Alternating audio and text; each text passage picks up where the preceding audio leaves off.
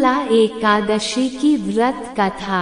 शंकर संग गौरा आई काशी रंग गुलाल, भक्त करे हरि पूजन आवला दे निशिकाल। आम्लक्याम समासीनम विष्णुम पूजयते यदा सर्वपाप विनुरमुक्तः विष्णुलोकम स गच्छति। अर्थात जो भक्त आमल की अर्थात आमले के वृक्ष के नीचे बैठकर भगवान विष्णु की पूजा करता है, वे समस्त पापों से मुक्त होकर विष्णु लोक को प्राप्त करते हैं। हरे कृष्ण। आप सभी को आमल की और रंग भरी एकादशी की बहुत बहुत हार्दिक शुभकामनाएं। श्री विष्णु के आशीर्वाद से एकादशी माता को ये विशेष अधिकार प्राप्त हुआ है कि वे हर एकादशी के व्रत और पूजा को अपने आशीर्वाद से प्रभावी बनाती है। ये कहा जाता है कि बिना एकादशी माता की कथा के आमला एकादशी या अन्य किसी भी एकादशी व्रत का पुण्य पूरा नहीं मिलता। एकादशी माता के बिना एकादशी का व्रत अधूरा माना जाता है।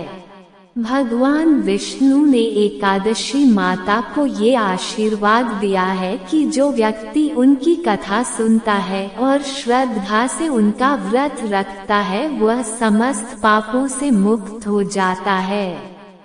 तो प्रिय श्रोताओं, आज हम सभी एकादशी माता की पवित्र कथा का रसपान करेंगे ताकि हम उनके आशीर्वाद से अपने जीवन को धन्य बना सके।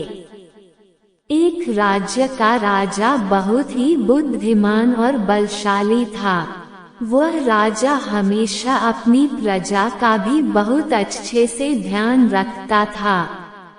प्रजा भी राजा को बहुत प्रेम करती थी। राजा की 2 बेटियां थीं।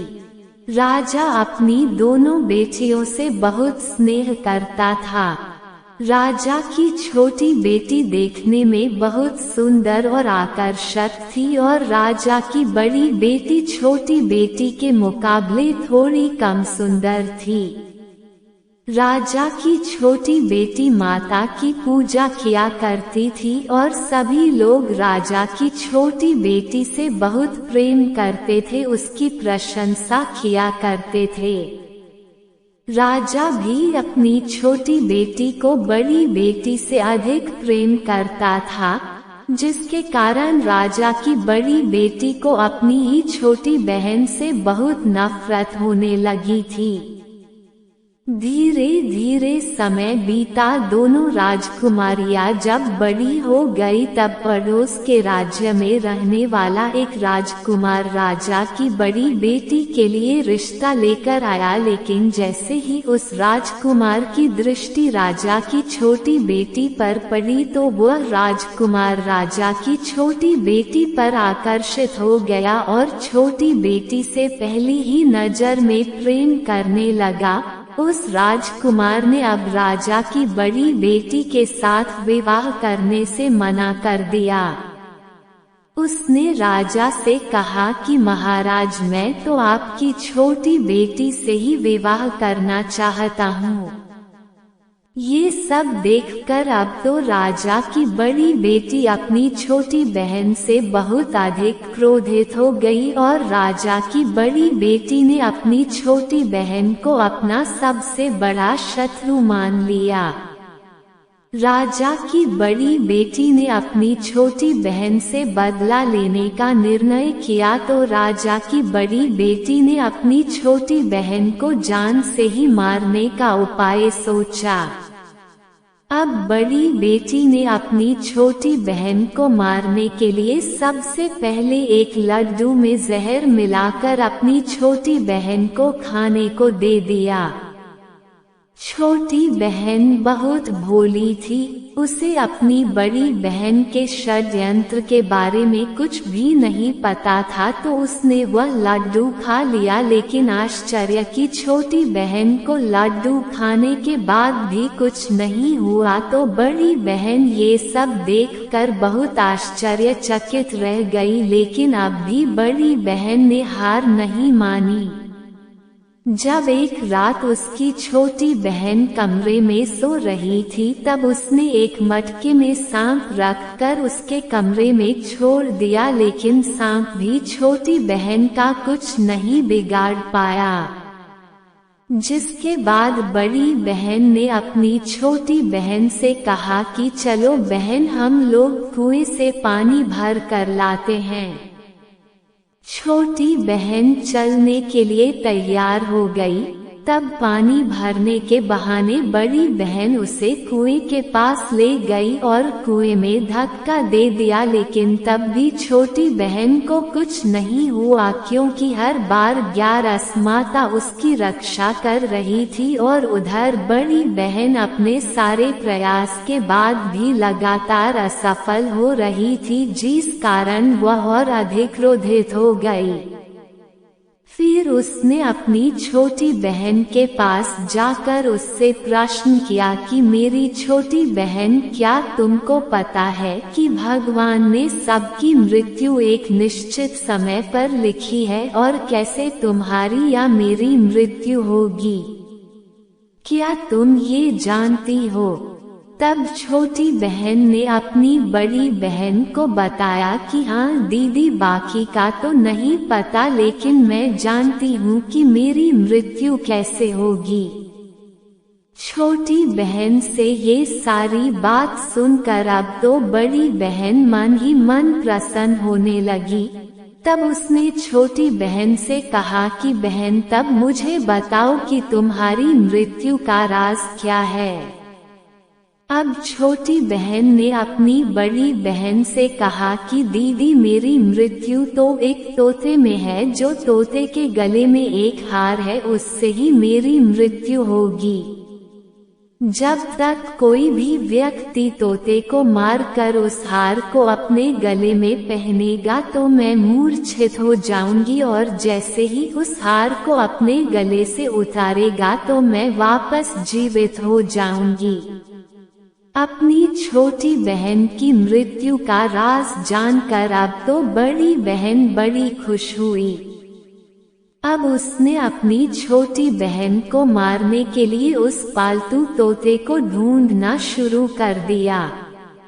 उधर छोटी बहन को इस बात का आभास हो गया था कि कोई तो है जो उसकी जान लेना चाहता है, जिसके लिए एक रात में अपने पिताजी के पास गई और उसने अपने पिताजी से कहा कि पिताजी, मेरी मृत्यु के बाद आप मुझे जलाएगा मत, आप मुझे अपनी पुरानी वाली हवेली में एक पलंग पर लिटाकर छोड़ दीजिएगा।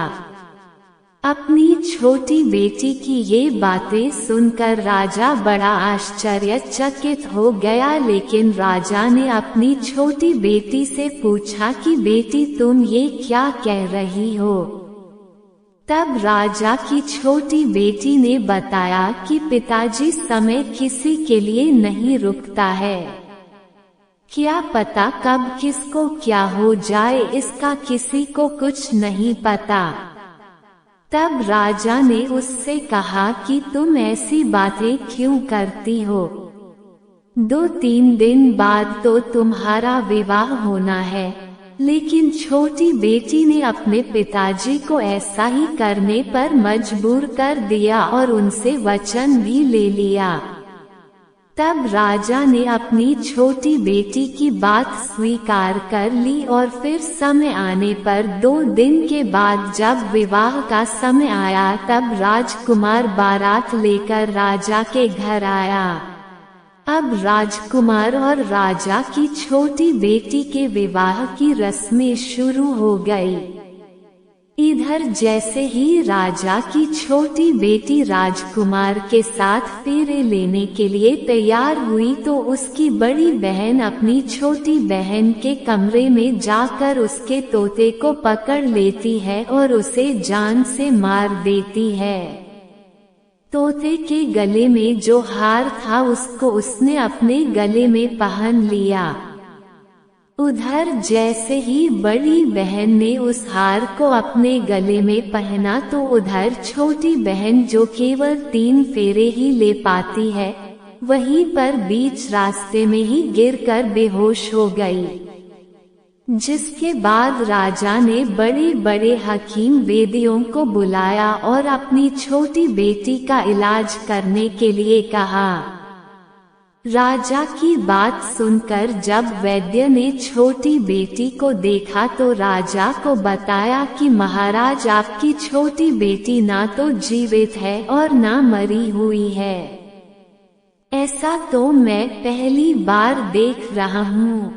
राजा ने वैद्य और हकीम को ये बात बाहर बताने से मना कर दिया और उनसे कहा कि अगर तुमने ये बात किसी को बाहर बताई तो हम तुमको फांसी पर लटकवा देंगे। राजा ने अब अपनी छोटी बेटी को पुराने महल में ले जाकर एक पलंग पर लिटा दिया और फिर वहां पर कुछ सैनिकों को तैनात कर दिया। इसके बाद राजा वापस अपने महल में आ गया। इधर राजा की बड़ी बेटी अपने पिताजी के पास आई और कहने लगी, पिताजी, अगर ये विवाह संपन्न नहीं हुआ तो आपकी इज्जत का क्या होगा? जरा सोचिए, अगर आप कहे तो मैं आपकी इज्जत बचाने के लिए इस राजकुमार से विवाह करने के लिए तैयार हूँ। राजा अपनी बड़ी बेटी के षड्यंत्र के बारे में कुछ भी नहीं जानता था, तो उसने अपनी बड़ी बेटी की बात मान ली और तब राजा ने अपनी बड़ी बेटी को छोटी बेटी के कपड़े, आभूषण आदि पहनाकर मंडप में भेज दिया ताकि किसी को इस बात का पता ना चले कि विवाह छोटी बेटी के साथ नहीं बल्कि बड़ी बेटी के साथ हो रहा है। लेकिन राजकुमार ये जान गया था कि ये तो राजा की छोटी बेटी नहीं है बल्कि ये राजा की बड़ी बेटी है। अब राजकुमार ने राजा की बड़ी बेटी से विवाह करने से मना कर दिया। तब सभी लोगों ने राजकुमार को मजबूर करके राजा की बड़ी बेटी से बचे हुए फेरों को संपन्न करा दिया और फिर विवाह संपन्न हो गया। जिसके बाद राजकुमार राजा की बड़ी बेटी को अपने महल में ले गया। विवाह होने के बाद राजकुमार उससे ना तो बातें करता था, न उसे पसंद करता था, न ही उसके आसपास जाता था। राजकुमार ने तो ये फैसला भी कर लिया था कि चाहे कुछ भी हो जाए वह अपनी प्रेमिका को ढूंढ कर रहेगा और जानकर रहेगा कि उसके साथ हुआ क्या है। फिर एक दिन राजकुमार अपने घोड़े पर सवार होकर राजा के पुराने महल के पास पहुंच गया, जहां पर उसने कुछ सैनिकों को देखा। महल के पास पहुंचकर राजकुमार ने जब महल को ध्यान से देखा तो वह समझ गया कि ये तो हमारे ससुर जी का ही महल है। तब राजकुमार ने सैनिकों से पूछा कि तुम लोग यहाँ क्या कर रहे हो और इस महल के अंदर उस पलंग पर कौन लेटा है? जिसके बाद राजा के सैनिकों ने बताया कि यहाँ पर राजा की छोटी बेटी लेटी है।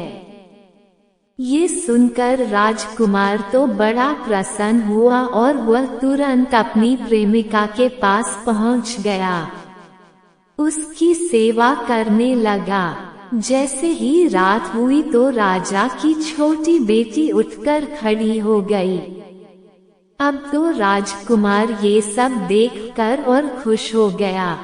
उसने अपनी प्रेमिका से पूछा कि तुम यहाँ क्या कर रही हो? तुम मेरे साथ मेरे घर चल कर रहो। तुमने विवाह बीच में से अधूरा क्यों छोड़ दिया? तब राजकुमारी ने राजकुमार को सारी बातें बता दी कि मेरी जान एक तोते में बसती थी और ये बात मैंने सिर्फ अपनी बड़ी बहन को बता दी थी। मुझे पता है कि उसने ही मुझे मारने का प्रयास किया है। उसके पास एक हार है।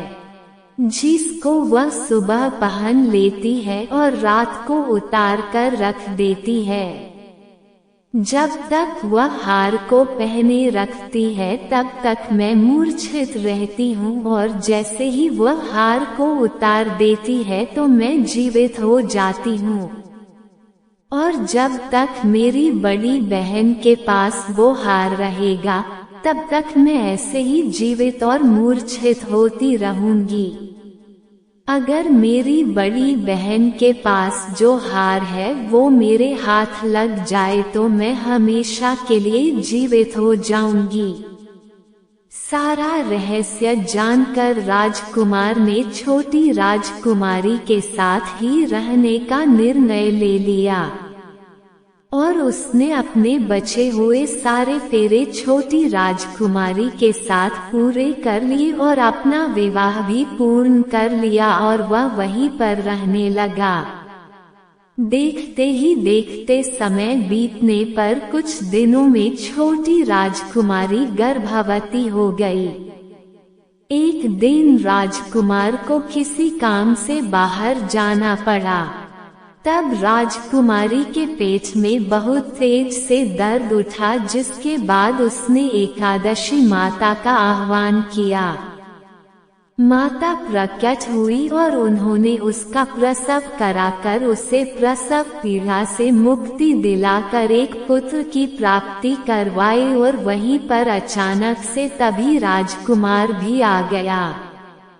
राजकुमार ने ग्यारस माता को देखा तो वह आश्चर्यचकित हो गया और उसने तुरंत ग्यारस माता को प्रणाम किया। ग्यारस माता ने राजकुमार से कहा कि जब तुम्हारा पुत्र 5 वर्ष का हो जाए तब तुम अपनी पत्नी का हार इसके गले में डाल देना। देखते ही देखते राजकुमार और राजा की छोटी बेटी का पुत्र 5 वर्ष का हो गया तो राजकुमार अपने बेटे से कहने लगा कि बेटा, मैं कुछ काम से बाहर जा रहा हूँ, तुम अपनी माता का ध्यान रखना। ऐसा कहकर वह वहाँ से चला गया। लेकिन जब राजकुमार वहां से बाहर जा रहा था तब बड़ी बहन के सैनिकों ने उसे देख लिया और बड़ी बहन को जाकर सारी बातें बता दी। इसके बाद बड़ी बहन ने अपनी छोटी बहन के पुत्र का अपहरण करवा लिया और उसको मरवा दिया। छोटी बेटी के पुत्र के 2 टुकड़े उसने करवा दिए। पहला टुकड़ा चक्के के पास छुपा दिया और दूसरा टुकड़ा अपने पलंग के नीचे छुपा लिया। लेकिन ग्यारस माता अपने भक्तों को किसी कष्ट में नहीं देख सकती, तो वह अपने भक्त का दुख दूर करने के लिए एक भिखारिन का रूप धरकर बड़ी बहन के पास गई। जिसके बाद वह वहां पर भिक्षा मांगने लगी तो बड़ी बहन ने अपने नौकरों से कहा कि जाकर भिक्षा दे दो। लेकिन जैसे ही नौकर ग्यारस माता को भिक्षा देने के लिए आए तो माता ने उन्हें मना कर दिया। कहने लगी कि मैं तो तुम्हारी महारानी से ही भिक्षा लूंगी। जिसके बाद बड़ी बहन खुद आकर ग्यारस माता को भिक्षा देने लगी। तब माता एक बिल्ली का रूप धर कर उसके कमरे में चली गई और वहां पर छोटी बेटी के पुत्र के दोनों टुकड़ों को उन्होंने आपस में जोड़ दिया। टुकड़े जुड़ते ही वह राजकुमार वापस जीवित हो गया। तब ग्यारस माता उस नन्हे बालक को वापस लेकर आ गई। अब तक ग्यारस माता ने राजकुमार को सारा रहस्य समझा दिया था। अब राजकुमार अपने बेटे को लेकर बड़ी राजकुमारी के पास गया और कहने लगा कि अगर तुम इसका ध्यान अच्छे से रखोगी तभी मैं तुमसे बात करूंगा। अब वह नन्हा बालक बड़ी राजकुमारी के पास रहने लगा। एक दिन राजकुमार अपने बच्चे से कहने लगा, बेटा आज तुम अपनी माँ से उनके गले का हार मांग लेना। अपने पिता की बात मानकर नन्हा राजकुमार अपनी माँ के पास गया और कहने लगा, माँ मुझे तुम्हारा हार चाहिए। ये सुनकर बड़ी राजकुमारी पहले तो बहुत क्रोधित हुई, पर उसे याद आया कि राजकुमार ने कहा था कि अगर मैं इस बच्चे का ध्यान अच्छे से रखूंगी तो ही वो मुझसे बात करेंगे। जिस कारण उसने अपने गले में पहना हुआ वह हार उस बालक को दे दिया और बालक ने वह हार तुरंत ले जाकर अपने पिता को दे दिया। तभी राजकुमार अपने बेटे को वहां से ले जाने लगा। अपनी पत्नी को कहा कि आज शाम में तुम्हारे साथ खाना खाऊंगा और सीधा राजा के पास चला गया और सारी बात सच सच बता दी। ये सुनकर राजा अपनी बड़ी बेटी की करतूत पर बहुत क्रोधित गया। राजा ने राजकुमार को अपनी छोटी बेटी के साथ रहने का आदेश दे दिया। इस प्रकार 11 माता की कृपा से राजकुमार और राजा की छोटी बेटी अपने पुत्र के साथ प्रेम पूर्वक रहने लगे। प्रेम से बोलिए 11 माता की जय। राधे राधे। प्रिय श्रोताओं, ये थी आज की वीडियो। उम्मीद है आपको वीडियो पसंद आई होगी। वीडियो को लाइक जरूर कीजिएगा। कल फिर मिलते हैं एक नई वीडियो के साथ, तब तक राधे राधे।